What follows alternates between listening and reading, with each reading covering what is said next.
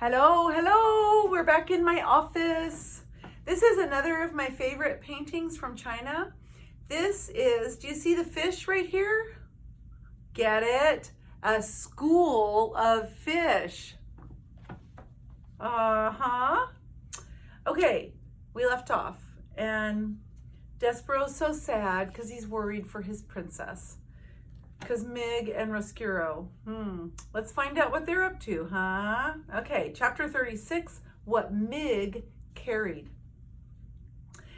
And while the mouse slept, Roscuro put his terrible plan into effect. Would you like to hear it, reader, how it all unfolded? Okay, the story is not a pretty one, though. There is violence in it and cruelty.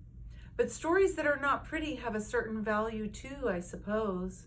Everything, as you well know, having lived in this world long enough to have figured out a thing or two for yourself, cannot always be sweetness and light. Listen, this is how it happened. First, the rat finished once and for all the job he had started long ago. He chewed through Gregory's rope, all the way through it, so that the jailer became lost in the maze in the dungeon. Late at night, when the castle was dark, the serving girl, Miggery Sow, climbed the stairs to the princess's room. In her hand, she carried a candle, and in the pockets of her apron were two very ominous things. In the right pocket, hidden in case they should encounter anyone on the stairs, was a rat with a spoon on his head and a cloak of red around his shoulders. In the left pocket was a kitchen knife, the same knife that Miggery Sow had used to cut off the tail of a certain mouse. These were the things, a rat and a knife and a candle, that Mig carried with her as she climbed up the stairs. "Gore," she shouted to the rat. "It's dark, ain't it?" Yes, whispered Roscuro from her pocket. "It is quite dark, my dear." "When I'm princess," began Mig. "Shh," said Roscuro. "May I suggest that you keep your glorious plans for the future to yourself? And may I further suggest that you keep your voice down to a whisper? We are, after all, on a covert mission. Do you know how to whisper, my dear?" "I do," shouted Mig. "Then please," said Roscuro, "please institute this knowledge immediately." "Gore," whispered Mig. "All right." "Thank you," said Roscuro. "Do I need to review with you again our plan of action?" "I got it all straight right here in my head," whispered Mig, and she tapped the side of her head with one finger. "How comforting," said Roscuro. "Perhaps, my dear, we should go over it again, one more time, just to be sure." "Well," said Mig, "we go into the princess's room, and she will be sleeping and snoozing and snoring, and I will wake her up and show her the knife and say, 'If you does not want to get hurt, princess, you must come with me.'" "And you will not hurt her?" said Roscuro. "No, I won't, because I want her to live so that she can be my lady in waiting when I become the princess." "Exactly," said Roscuro. "That will be her divine comeuppance."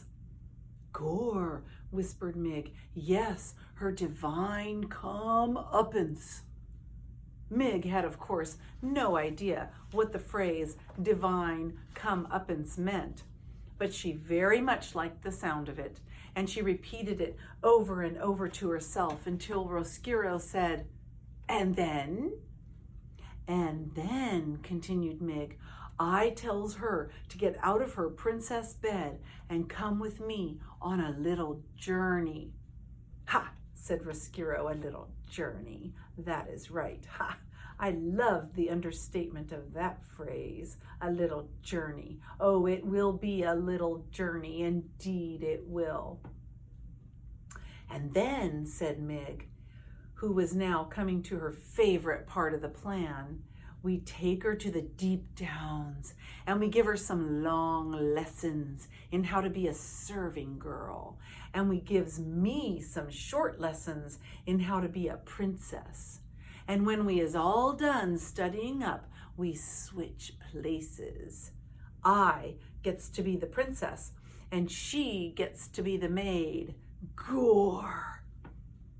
Reader, this is the very plan that Despereaux presented to Mig when he first met her. It was, of course, a ridiculous plan. No one would ever, not for one blind minute, mistake Mig for the princess or the princess for Mig. But Miggery Sow, as I pointed out to you before, was not the sharpest knife in the drawer. And reader, too. She wanted so desperately to become a princess. She wanted, oh, how she wanted.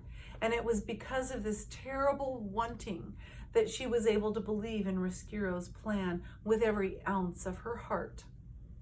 The rat's real plan was, in a way, more simple and more terrible. He intended to take the princess to the deepest, darkest part of the dungeon.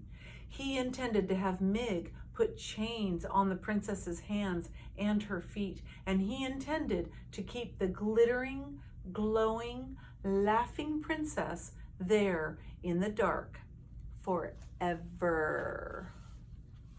Oh boy. Chapter 37, A Small Taste. She was asleep and dreaming of her mother, the queen, who was holding out a spoon to her and saying, "Taste this, my sweet pea. Taste this, my darling, and tell me what you think." The princess leaned forward and sipped some soup from the spoon her mother held out to her. "Oh, Mama," she said, "it's wonderful. It's the best soup I have ever eaten." "Yes," said the queen, "it is wonderful, isn't it?" "May I have some more?" said the pea. "I gave you a small taste so that you would not forget," said her mother. "I gave you a small taste so that you would remember." "I want more." But as soon as the princess said this, her mother was gone. She disappeared, and the bowl